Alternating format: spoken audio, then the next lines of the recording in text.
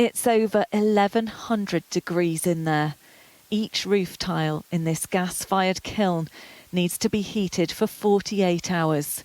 Making tiles is energy intensive, which is why this factory in the West Midlands could be the kind of business forced to pause if there's a national shortage of gas. That, they say, would have serious consequences. We're extremely worried. We have extortionate gas prices. We're struggling to survive as it is.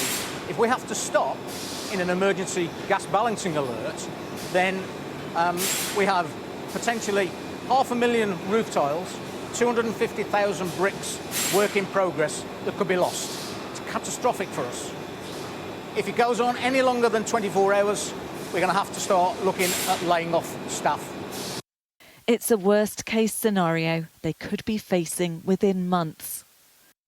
The energy regulator Ofgem has warned the UK faces a significant risk of gas shortages this winter due to the impact of Russia's war in Ukraine. Supplies of gas from Russia to Europe have been drastically cut and reduced further by the damage done to the Nord Stream pipelines in the Baltic Sea. The fear now is whether the UK will be able to import enough from Europe.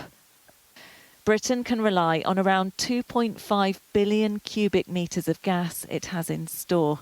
On a peak winter's day, we use around 350 million cubic metres, so the stored energy would last about 7 days.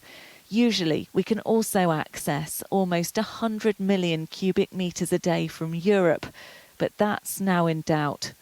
A gas supply emergency would prompt fears of blackouts, but experts say household supplies would be prioritised.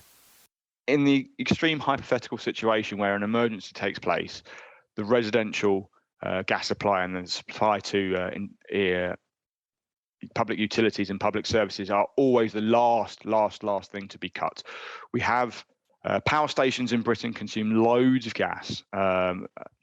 And so they would be the biggest chunk to be removed in any sort of rationing scenario. But cutting off gas-fired power plants would create another problem. Industry rules mean the plant owners would face big financial penalties for failing to supply electricity. The risk of that happening could force generators to reduce advanced sales, pushing up the price of electricity even more. Becky Johnson, Sky News.